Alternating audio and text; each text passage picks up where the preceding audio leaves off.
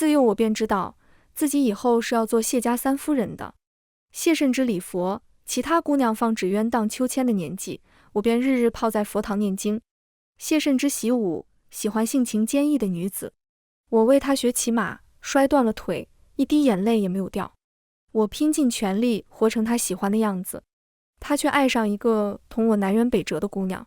婚约不可取消，我转头嫁给了他以狠辣铁腕著称的大哥。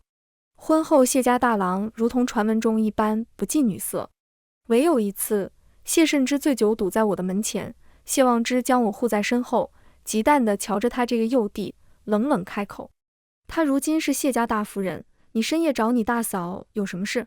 大家好，欢迎收看皮皮听书。谢慎之爱上了城门口摆馄饨摊子的崔家丫头，她连名儿也没有，因为排行第3，大家都叫她崔三娘。她上头有2个兄长，混得很，在外面欠了些赌债，不知道躲到哪里去，常有人去崔三娘的摊子上巡视。她染着风寒，又被要债的纠缠，险些病死在大雪里。谢慎之为崔家还清了外面欠的钱，又为他2个兄长谋了份好差事。他把他的心上人从泥沼里救出来，唯独忘了我。事情闹得满城风雨，茶余饭后到处都在谈论谢家三郎的这段风月。苏家嫡出的女儿沦为上京城笑柄，母亲大怒，要父亲到圣上面前取消这门婚事。父亲把我叫到书房，却自顾练字，一言不发。我知晓父亲的意思，苏家和谢家联姻是好事，犯不着为了一个女人闹掰。更何况这是当年太后在寿宴上指的婚，如今闹到圣上面前去，未免太不好看。父亲写的是个忍字，我跟他说，我自会去见谢家三郎一面。父亲点点头，放下笔，转身拿起书架上的册子翻看。踏出书房那一刻，我到底有些不甘心，我没忍住，出身询问父亲，忍字刀上一点血，倘若婚后谢慎之待我不好，该怎么办？父亲从案上慢慢抬起头，眸中一片肃杀清冷，含着嗜血的冷意。他一字一顿道：苏家的女儿无人敢欺，你只管放心。一开始谁也不会想到谢慎之会爱上一个摆摊的平民丫头。谢家三郎忙于公事，常常踩着宵禁才回城。他不喜欢麻烦府里的下人深夜还要烧火起灶，往往在城门口随便吃碗馄饨就打发了。不知什么时候起，这碗馄饨就成了谢慎之的习惯。而某一天，馄饨摊子不见了。谢慎之一开始也没当回事，他等了1个来月，馄饨摊子还是没有支起来，他便派人去查。其实也不难查，这一片的人都知道，随便打听打听就出来了。谢家三郎素日高高在上，头一回低下头来，凝神去听一个女子的生平。他朝她伸出手，拉了她一把。摆馄饨摊子的老板娘，我想她大概不会同谢慎之论佛经，也不会陪着他策马长驱。可是谢慎之深夜踩着风雪归来，屋里面会亮着一盏灯，里面有个头发低挽的女子，站在灶前为他盛出一碗热腾腾的夜宵，怎么想都很温馨的画面。谢三郎、崔三娘，他们连名字都这样般配。我去见了谢慎之，他大抵很忙，我等了2个时辰，也只等来他府上小厮一句：我家大人还在待客，苏小姐不若改天。我不是纠缠不休的人，眼见天色还早，便吩咐车夫到崔三娘那里去看看。城门口的馄饨摊子早不开了，谢慎之替崔三娘新盘了个铺子。铺子不在上京城最繁华的地段，反而在一处略显偏僻的巷子头上。以谢家财力，养只金丝雀容易，金丝雀可不兴在外面抛头露面的做买卖营生。谢慎之许他继续做想做的事，又选在这个环境清幽的地段，显然是花了心思。店不大，很干净。我去的时候已经过了饭点，店里没有几个人。崔三娘现在已经不做馄饨了，店门口打着面片汤的招牌。城门口的馄饨汤，以后终究是谢家三爷独享。我坐在马车上，透过帘子，远远地看那个正在擀面的姑娘，隔得太远了，我看不清她脸上的表情，只看到她绑着大红色发带，袖子挽到肘上，动作很麻利，和我想象中的很不一样。我听过崔三娘的生平，原以为她该是温婉的模样。巷子僻静，苏家的马车扎眼，崔三娘显然是看到我了。她犹豫了一会儿，擦干净手，走到马车面前来。敢问车上坐着的可是苏家大小姐？何事？站在外面的人道：我听谢公子提起过小姐。这个铺子是谢公子借银两给我开的，等挣了钱，我就会还给他。我拨弄着腕上常年戴着的佛珠手串，还未来得及开口，后方传来疾驰的马蹄声。正在待客的谢慎之勒紧缰绳，面上带着冷意，一脸警惕地把崔三娘挡在身后，急声道：苏小姐，有什么事冲着谢某来？你为难一个姑娘家，有什么意思？我怔住，张了张口，半晌问车夫：我为难他了吗？车夫道：自然没有，小姐到了这里，一句话也没有说。我又问那个红袖半挽的人：我为难你了吗？他似是吓到了，抓着谢慎之的袖子，小声道：公子，你这是做什么？你误会苏小姐了。谢慎之的面色渐渐发白，慢慢涌上一丝羞愧。我知道谢慎之在担心什么。苏家势大，我便是当街打死崔三娘，也无人敢追究。可我苏慕云也有自己的尊严和骄傲，我只不过想来瞧瞧自己究竟输给什么样的姑娘。抱歉，三娘和你不一样，谢某刚刚一时激动，唐突了苏小姐。我在谢府外面整整等了她2个时辰，而崔三娘有难，她却在顷刻间赶到。日头已经西斜了，谢慎之身后，一轮红日正轰轰烈烈地沉下去。我在这一个瞬间忽然想到今后的几十年，我会夹在谢慎之和另外一个女人中间，只因为我出身高贵，便做什么都是错。说话声音大了是盛气凌人，不说话是以势压人。坐着看崔三娘是看不起他，站着看崔三娘是教训他。我被困在内宅，日复一日，盼着不爱我的夫君能够回心转意。我突然觉得好没有意思，连带喜欢谢慎之的8年都好没有意思。我曾经跪在佛前叩首3000，也曾经为了谢慎之驯服烈马。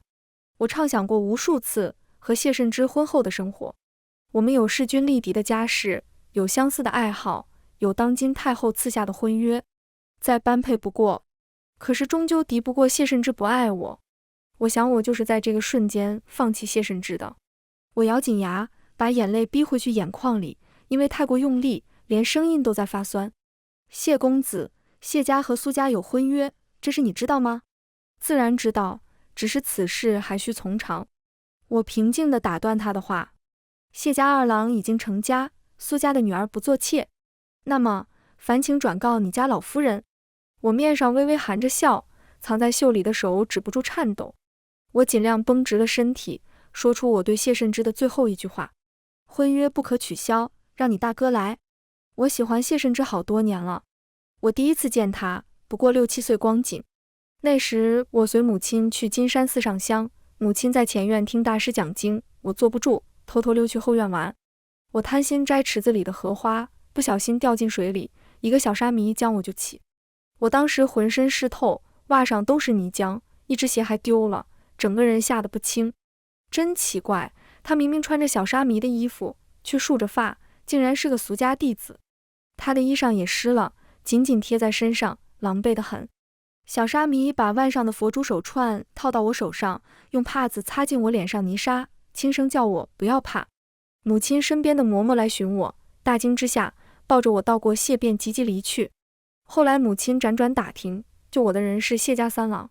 谢家3郎出生时天有异象，路过的修士说他19岁时命中有一劫数。谢家本没有当真，可那修士说的几件事后来都一一应验。谢家老夫人慌了神，把年少的谢慎之送到寺庙，求高僧代为抚养，又请高人指点，传授一身武艺，只盼他能逢凶化吉。我本是不信这些东西的，6、7岁的年纪哪里能看进去佛经？可是事关谢家3郎，好心救我温柔的哥哥，怎能折在19岁的大劫里？旁的小姐放纸鸢扑蝴蝶的年纪，我日日泡在佛堂。我在佛前叩首3000遍，只求谢家3郎一生顺遂。谢慎之12岁那年方被谢家接回去，也是在那一天，太后下旨赐婚云谢两家。母亲不喜，自己的女儿早早被困住一生。殊不知，我高兴坏了。世间的女子，岂是想嫁哪个就嫁哪个？而我却这般幸运。谢慎之习武，他曾说过，等他一展心中抱负，海晏河清，便要与心上人策马游历河山。他希望自己的妻子会骑马。其实苏家的姑娘大可不必学这些东西，上京城里也没有几个贵女会去学。我的手上是缰绳勒出的茧子，腿上是被马腹磨出的血印。我为学骑马，甚至摔断了腿。听闻他喜欢性情坚毅的姑娘，我便强忍着，一滴眼泪也没有掉，倒是照顾我的嬷嬷眼泪掉了一筐。谢慎之送我的佛珠手串断过一回，掉得不巧，掉在庙会中，人流如梭。我勾着腰在拥挤的人潮里摸索，一身白裙被蹭得不变颜色，手上被踩了好几脚，踏破了皮。身边的嬷嬷看情况不对，强行抱起我，几乎是拽着我回了府。后来我再去找过，可惜18颗佛珠，只找回来12颗。我弄丢了救命恩人送我的唯一东西。母亲看我实在伤心，真人去寻了另外6颗差不多的给我，看上去是一模一样的，旁人都瞧不出来不同，只有我一眼就能分辨出那些细微的差别。这些事情我原打算等着洞房花烛夜讲给谢慎之听的，可惜那是以前了。母亲听说我了改主意，惊得失手打翻了茶盏。你怎可嫁他？谢家大郎，他岂是良配？不怪母亲有这样的反应。谢家大郎谢望之以心狠手辣著称，他是锦衣卫指挥使，天子近臣，想巡查缉捕之权，执掌诏狱。而诏狱是比死更可怕的去处，被锦衣卫盯上的人，少不得要脱一层皮，没有人能从那里完完整整出来。朝中重臣皆对谢望之忌惮3分。谢望之这么多年一直没有婚娶，曾有女子故意泼湿他的衣裳，借故亲近，却连他的身也没有近，就被谢望之反手卸了胳膊。整个上京城从来不见他对哪家姑娘多看2眼，也不曾出入风月之地。外界有传闻，谢家大郎根本不近女色，更何况谢望之虽是长子，却是庶出。他长我10岁，我还在学认字的年纪，他已经满京城拿人办案了。是以这桩婚约一开始没人往这方面想过。母亲顾不得其他，紧紧盯着我的眼睛。云儿，你同娘说老实话，是不是那个谢三郎同你说什么了？这些年你做的娘都看在眼里，若是谢三郎对你做了什么事，娘绝不轻饶他。我反手握住母亲，谢慎之没说什么，是我自己想通了。他确实对我有救命之恩，可惜我们有缘无分，他的心不在我身上。我若是强行嫁给他，以后少不得夫妻生分。况且，我扭过头去看父亲。况且，同谢望之成婚，对我们苏家大有好处。大概是我的眼神太过坚定，长久的沉默后，父亲缓慢道：“你决定了？”决定了，再不更改。本以为这桩婚事还要再拖一拖，太后突然病重，圣上为了叫太后高兴，想起太后早年赐下的一件喜事。朝散后，专门同父亲和谢家老太爷提了提。半月后，谢家把聘礼送到了苏家。谢家这里下的极重，整整64台，前厅没放下，甚至有部分抬到了后院。我院子里的丫头满脸喜色。64台的最高规格，小姐，姑爷当真对你上心呢。我看着满屋满院的大红色，心里面清楚，谢望之与我交情泛泛，不过是皇家赐婚，不得不体面而已。只是我有些好奇，不知道谢慎之最后是怎么同他大哥说的。婚期定在3月后，我没有再见过谢家三郎了。听闻崔三娘的2个兄长手痒难耐，又在外头赌钱，打着谢慎之的名号。赌方也不曾为难他，只是把欠条大张旗鼓地递到了谢府门口的石狮子嘴里。这是最后怎么了结的我不清楚，只知道崔三娘的面片汤铺子不再开。谢慎之给他另寻了间别院住着，1日3餐有人伺候。我一听见就觉得不妥。我和崔三娘只见过1回，他上来第一件事就是与我说铺子租金的事情。显然他心气高，很在意那些说他勾引依附谢家三郎的流言。叫他真应了那些流言做金丝雀，恐怕他和谢三郎要起争执。可惜这些事情与我无关了。我自绣我的嫁衣。天气日渐回暖，宋国公家的小姐与我自幼相熟，她快过生辰了，约我去城南的珠宝阁挑一些首饰。莫说母亲，宋若曦对我转头与谢望之一亲，也倍感好奇。苏家嫡女与谢家大郎一亲，虽然都是谢家人，但毕竟之前坊间传闻，苏家中意的人选一直都是谢家三郎。一路上，宋若曦几次三番欲言又止，眼神直往我身上瞄，我瞧她实在忍得辛苦，忍不住道：“你问吧。”她果然问出那个问题，我该怎么作答？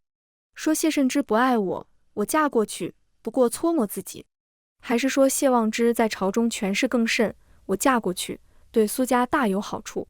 想了想我违心道：“实不相瞒，我倾慕谢家大郎已久，时有锦衣卫办案，一队人马疾驰过去，当先一人，胯下一匹黑马，衣上暗绣飞羽锦纹，腰缠一柄绣春寒刀，面容冷峻，神色淡漠，正巧是他。”我哑了嘴，心跳漏一拍。宋若曦似是没有看清刚刚驰马过去的人是谁，尘土飞扬，她掩住口鼻轻咳两声，小声埋怨起来：“好端端的遇见这群活阎王，不会又要去哪里抄家吧？”顿了顿，她又想起刚刚的话题，目光灼灼地盯着我：“你对谢家大郎倾慕已久？这是我怎么不知道？什么时候的事？”我双眼望天，脑袋空空地编着瞎话。去年中秋皇后娘娘的宴会上，咦，谢家大郎去了吗？我记得谢大人不是从来不参与这些事吗？我干巴巴肯定道：“有的，只是你忘了。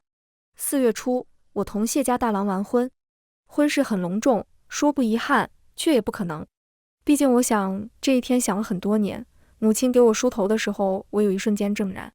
有没有另外一个世界？在那个世界，没有崔三娘，我同谢慎之白头偕老了。”鞭炮声震耳欲聋，烟雾弥漫处，人声鼎沸。上花轿前我没看准，一脚踢在门柱上，险些摔倒。从旁伸出一只手来，极快扶了我一把。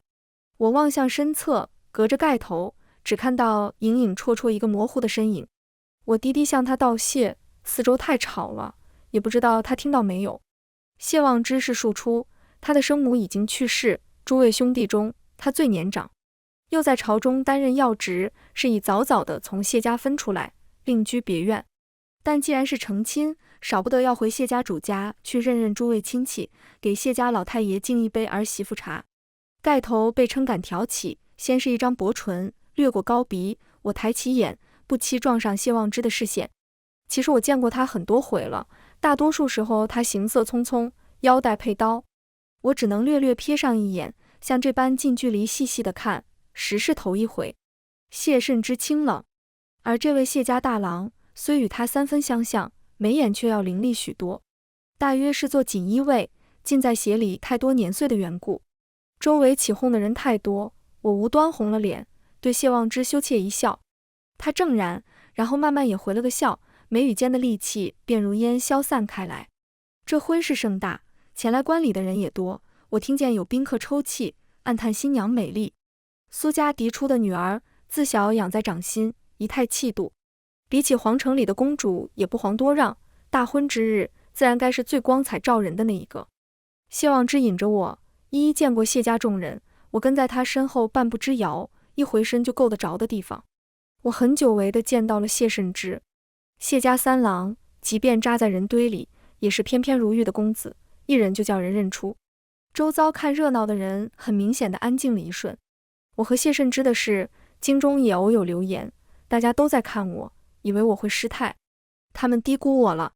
无论如何，以后是我同谢望之过一家，怎会叫人此时看了半分笑话去？我脸上挂着浅浅笑意，同谢慎之见礼，礼数周全，如同初见。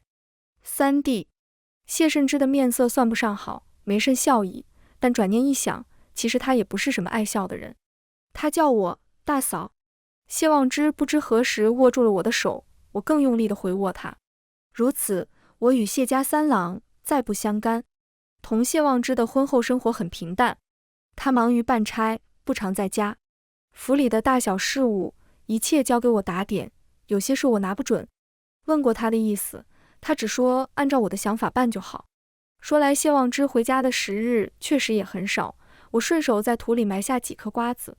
他回来时，已有一片向日葵迎风招展，翠生生的鹅黄，朝气蓬勃地立在春日里。再往后，他出去办差，回来总会递给我一个小锦囊，里面是各地的花种。京城的水土与别地不同，不保证都能活，我尽量养。一整个春天过去，园圃里发起一片花苗。我再搭个篱笆架子，想必来年春天，架子上会爬满牵牛。我们没有圆过房，不知道是否应验了京城里他不近女色的传闻，但我隐隐有另外一层顾虑。我和谢家三郎的事，他不可能不知道。我说我放下了，旁人又能信几分？可是这种事情，谢望之不说，我又怎好主动开口？谢望之是一个警惕性很强的人，近身的事不喜欢下人来做。有一回他要去京郊办差，郊外10里有驿站，虽说去不了几天，但总归要打点行囊。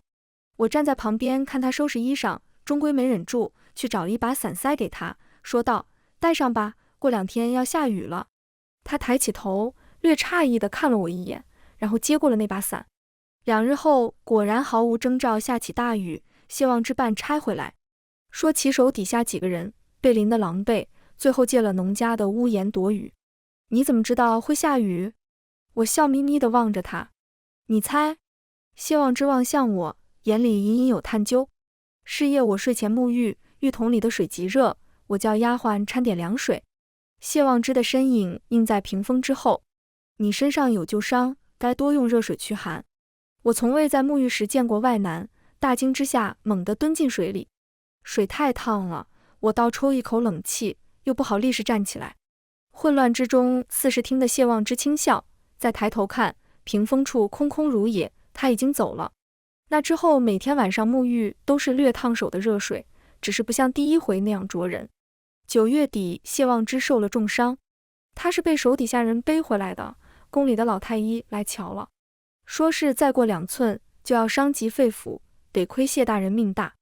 屋里血腥味太重，我搬了2盆茉莉摆到窗口，因为怕他半夜烧起来，我整夜都守在他身边。谢望之在醒来的时候，房中有茉莉清香，晨曦的第一束光照在被子上，是淡淡的浅金色，挠得人心里暖意沸腾。我注意到这一切，是因为我在发呆。我熬了2个通宵，头昏脑胀，完全没有谢望之已经醒来的念头。我甚至清醒又混乱地跟他问候了声早上好，傻得很。他也不说话，就静静看着我，直到过了半刻钟，我才反应过来，手忙脚乱地给他倒水，又问他是什么感觉。谢望之叫了我的名字，阿云，你憔悴许多。太医说谢望之要静养，伤好之前切忌下地行走，更勿动怒。他大概许多年没有休过这样长的假，手底下的人不敢来烦他，每日只捡最紧要的事来禀告，薄薄的2页纸，一会儿就能看完。闲着的时间，他就半倚在那里，瞧我看账本管家。有一天大抵是很无趣，喝茶的间隙，他问我，以前你腿断了的时候，躺在床上都做什么？我想了想，回道，念佛经。谢望之侧了侧身，说道，那念一段吧。我念了观音经里面的一小段。念完以后，谢望之问我，你很喜欢礼佛吗？我实话实说，不喜欢，我一直都觉得很枯燥，只是这么多年下来，习惯了。既然话说到这里，我索性跟他提了谢慎之。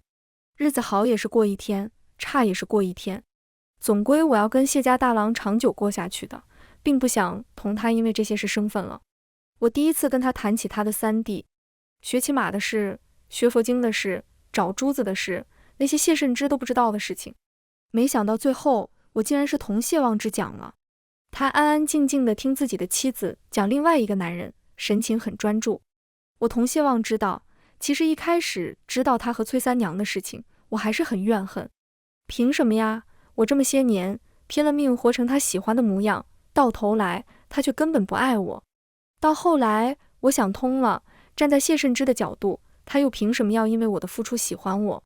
这些年礼佛磨平了我的性子，学骑马可以游历河山，虽说是为了他，讲到底都是长在我身上的本事，说起来我还要多谢他。我年少时不知事，错把救命的恩情当作爱情，现在想一想，谢家三郎是个好人，凭谁掉下泥潭他都会救，这跟我是男是女，是美是丑没有关系。我爱上的或许不是谢家三郎，而是倾注在追逐他身上的那些时光。蹉跎这若干年光景，皆是我庸人自扰。讲到最后，我眼角有泪，又带着些终于说出来的释怀。谢望之同我招招手，叫我过去。他把我掉下的一缕发顺到耳后，低声道：“等我伤好了，我们去骑马好吗？我养了2匹小马驹，是双生子，等我伤好了，他们也长大了。等明天，我叫人牵来过，给你看看。”我惊喜地望着他，谢望之不自在别过脸去，握拳轻咳了一声。我恍然，哦，你是不是伤口疼？我去看看药熬好没有。走过回廊，拐角处放了2卷字画和一只人参。我叫来当值的下人，那小厮大惊：“怎么，三公子没提进去吗？”三公子？对啊，刚刚三公子拿来这些东西来，说要来看看大公子的伤。我朝外面望去，只见一行燕子飞上屋檐，哪里还有谢家三郎的身影？崔三娘的2个兄弟死了，死在金陵城门外的荒地上，死状凄惨，尸身被乱刀砍成几截。上次石狮子的是一出，谢家老太太发了话，要这2个人滚出京城，别给谢家抹黑。金陵城是谢慎之安排他们去的，谢家在那里没有根基，谢慎之托朋友给他们寻了差事，希望他们少了谢家这棵大树，能在金陵痛改前非。然后总是事与愿违，崔氏兄弟到了金陵，反而变本加厉，出入赌场妓院，好不快活。谢慎之的那个朋友被追着要债不胜其烦，曾经几次写信给他，早已经是不耐了。宋若曦有远房娘舅在金陵做官，是已早早得了消息。信末他问我，你说崔三娘要是知道这件事，会怎么样？倘若我是谢慎之，自然要瞒得严严实实。可到底还是被崔三娘知道了。崔三娘到衙门前击鼓鸣冤，状告谢家三郎买凶杀人。此事一出，京城哗然。上京城里养外室的公子哥很多，被反咬一口把自己玩进去的，谢慎之算头一个。就连母亲也来信于我，幸好最后嫁了谢家大郎，不然真是没有一日消停。这件事未必就是谢慎之做的，崔氏兄弟在外结的仇不少。即便就是谢慎之做的，崔三娘一个小女子，又如何能告倒谢家的公子？我问过谢望之，他说倘若我想知道真相，可叫锦衣卫去查。我想了想说，不用，真相不在我，在崔三娘如何相信？隔了2条人命，只怕他和谢慎之难以善了。再见到谢慎之是在某次谢家家宴，席间二嫂起兴，当场抚琴，我以箫声相和。落座时，谢望之已经给我包好一碟蟹肉。谢家祖母看了，颇为感慨，说起当年他与我祖母是顶好的手帕交，只是各自嫁人生子，跟着夫君辗转谋生，联系便渐渐少了。想不如今到老，竟然又成了儿女亲家。谢家祖母讲到最后默然垂泪，又提起儿孙都已成家，唯有最小的孙子谢慎之还未婚娶。他催促谢母尽快给谢慎之一亲。祖母年事已高，底下人又有意瞒着，他不知晓崔三娘那些事。可是满京城里闹得沸沸扬扬，谁家愿意把好姑娘嫁进来做谢家三夫人？听说谢母已经偷偷在外地相看女子。一顿饭吃到最后，众人各怀心思，气氛压抑。谢慎之更是只吃了2口，就借故离席。是夜，下人来通禀三公子求见的时候，我几乎以为自己听错了。这个时辰，我钗环都卸了，怎好再见外男？我打发人出去聚了，有什么事明天再说。可是跑腿的小厮说，三公子执意不走，想想终归是自家兄弟，许是有什么要紧事。我一边穿衣裳，一边派人去通知谢望之一声。谢慎之面色泛着不正常的红，显然是离席后在外面醉了酒。他清瘦许多，崔三娘应该跟他闹得很厉害。深夜前来已然不妥，更何况是这般堵在我的门前。有丫鬟壮着胆子上前请他退后，谢慎之垂眸片刻，而后抬起头，眼中竟已含着泪。他终于后悔。他颤声道，我和崔三娘，我不过是怜他孤苦。想来那日我同谢望之讲话，该是被他听到。我拢着袖看他，跟我没关系了。我说你没有必要和我解释。谢慎之张口千言万语，最后吐出苦涩嘶哑的一句抱歉。抱歉什么呢？我曾在佛前叩首3000，替他许愿，也曾被马缰割出血痕，但这些都是我一厢情愿的事情，与他无关。我冲他摇摇头，你并不欠我。谢慎之，你并不欠我。想起他命里有大劫，我叫人去架子上把那串佛珠取出来交给他。你当年救过我一命，虽说事后我母亲也曾到贵府上去答谢，但一些金银俗物终归表达不了我心里的感激。倘若你日后有什么需要，我们苏家在朝中多少也说得上话，便是我夫君在外面也有些人脉，有用得着的地方你说一声就行。这串佛珠我曾供在佛前许多年，希望能保你平安。谢慎之呆呆地望着那串手串，心腔仿佛被一只大手用力握住。他苦笑起来，眼中满是酸涩。我宁愿你恨我。我们本该……谢慎之欲上前，身后突然插进来清清冷冷的一道声音：三弟。谢望之养病久了，总是一副闲散的样子。现下他垂手站在房檐下，衣服袍带上下翻飞，眸中厉色摄人。我忽然想起这个人是我们大境的锦衣卫指挥使执掌赵玉，心思深沉。他如今是谢家大夫人，你深夜找你大嫂有什么事？谢慎之含恨道：倘若不是我一时糊涂，这桩婚事又岂会轮得到你？谢望之站到我身前，面含警告地瞥他这个幼弟，冷冷地拍了拍手：三公子喝醉了，来人，送他下去休息。谢慎之挣脱要搀扶他的侍从，声音几乎带着哭腔：大哥，你是庶出，幼年时我母亲对你多有苛待，我做错了事情，往往也是你替我受罚。母亲说叫你替了这桩婚事，以你今日权势，怎会再听我母亲的话？你是自己也想娶苏小姐吧？我蓦地看向谢望之，他挡在我身前，看不清表情，只听见他笑意讥讽：是又如何？还要多谢你啊，三弟。谢慎之向皇帝上了折子，自请去岭南驻军。世家子弟去战场正军功的不在少数，可岭南是个例外。岭南林深毒瘴多，往往还来不及上场杀敌，就已葬身蛇爪迷雾之中。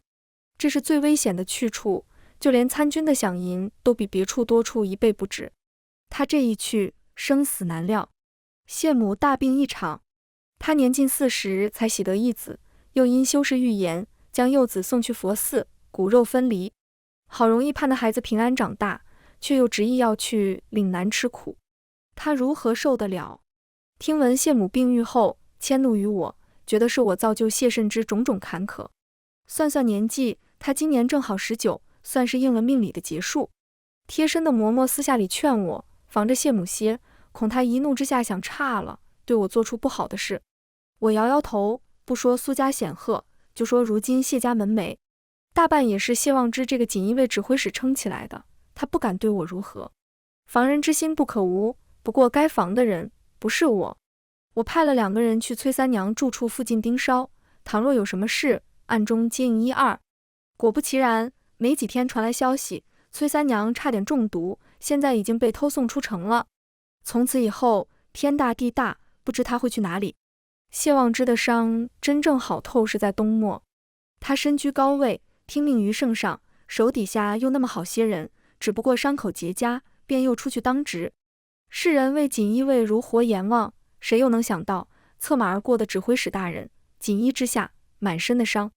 打春那日，他终于得休沐，恰逢天气很好，一碧如洗的湛蓝，我们决定去跑马场看看2匹小马驹，一匹叫萨路，一匹叫青锥，都已经长大了，周身皮毛在日光下泛着油亮光泽，会呼哧呼哧地用耳朵蹭人掌心。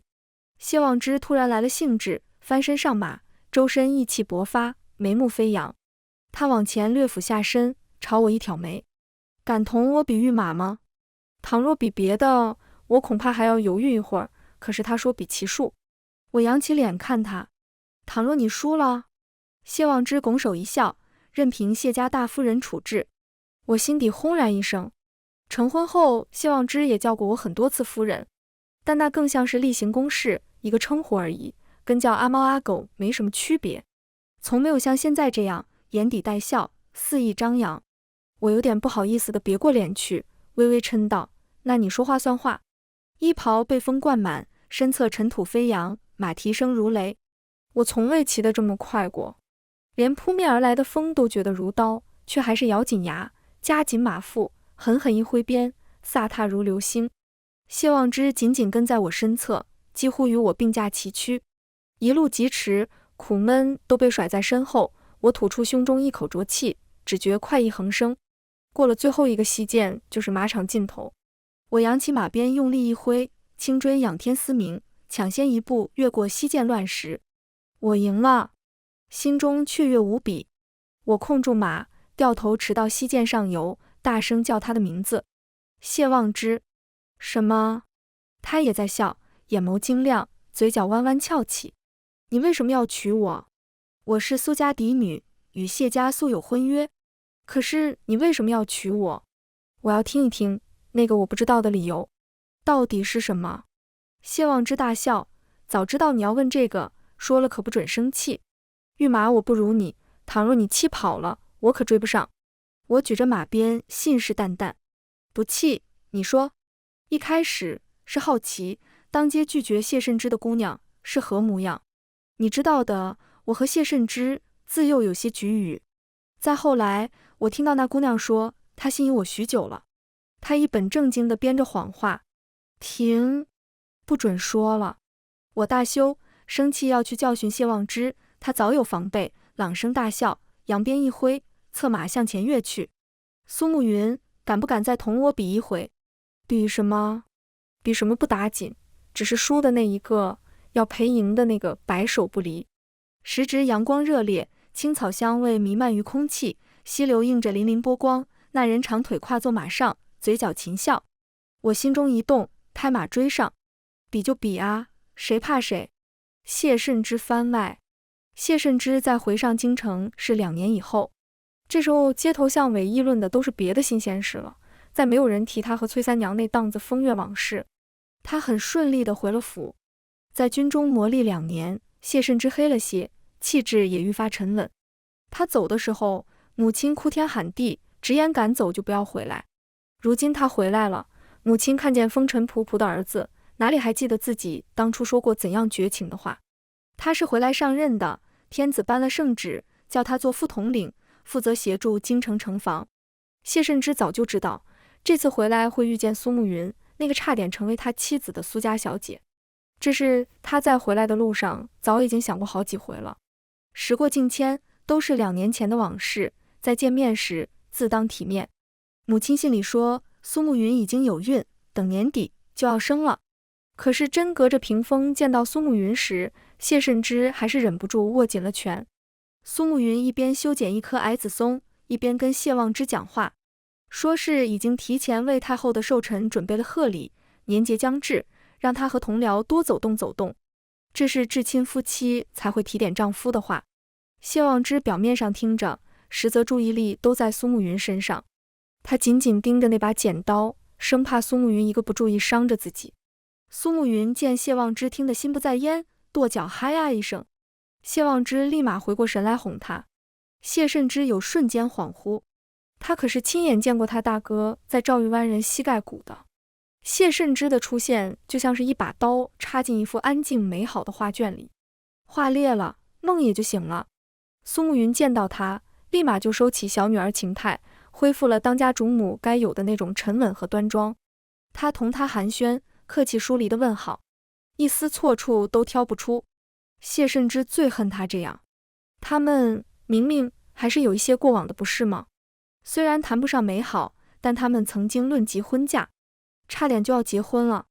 那个差一点是一个叫崔三娘的女孩子，听说她现在去了金陵，又在城门口开了个馄饨铺子。至于过得好不好，他没敢多打听。他本来以为自己能英雄救美，没想到没能熬过柴米油盐。总有流言说崔三娘勾引谢家三郎，其实这真的是冤枉。吃他馄饨摊子的人那么多，若想勾引嫁个富贵人家，她早嫁了，何必要等到差点病死在大雪里？谢慎之最初爱上他，就是因为他这身傲骨，到最后又折在这一身傲骨身上。有一回他们因为崔氏兄弟的事情争吵，崔三娘又闹着要出去谋生。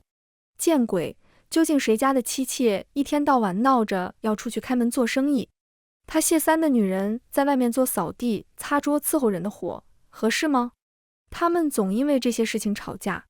有一回吵得急了，崔三娘在他身上挠了一刀，通红破皮的，挂在脖颈上，几天就能消，却也让人几天不能出门见人。谢慎之摔了一地茶盏。他其实是不爱苏慕云的，但在那一个瞬间，他突然开始后悔，怎么就没娶苏慕云呢？他们门当户对，有生子赐婚，有相同的爱好和圈层。苏慕云完全知道该如何做好一个当家主母。见鬼！怎么就没娶苏慕云呢？谢慎之笑得惨然，他明明可以很幸福的，为什么把这份幸福拱手让给他的大哥？谢慎之是一个落子无悔的人，唯独在这件事上，忍不住一想再想，这种念头就像藤草一般在心底肆意生长。特别是每当他看见他们夫妻在一起，他大哥那所别院他去过，府里规矩严，下头人怕受罚，总是一副提心吊胆的模样，一点人气都没有。现在苏慕云去了，他体贴下人，那些丫鬟婆媳做事氛围轻松多了。园子里不知何时还多了个花圃，架子上爬满紫色的牵牛，而他呢，成了京城里的笑话，被崔三娘状告上堂。母亲嘴上没说，鬓上生出白发。谢慎之在岭南被毒虫咬过一回，烧了3天3夜才醒。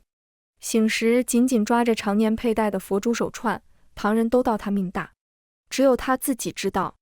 谢家的三郎早已经折在19岁的大劫里了。全文完，皮皮听书，感谢您的观看，我们下个故事再见。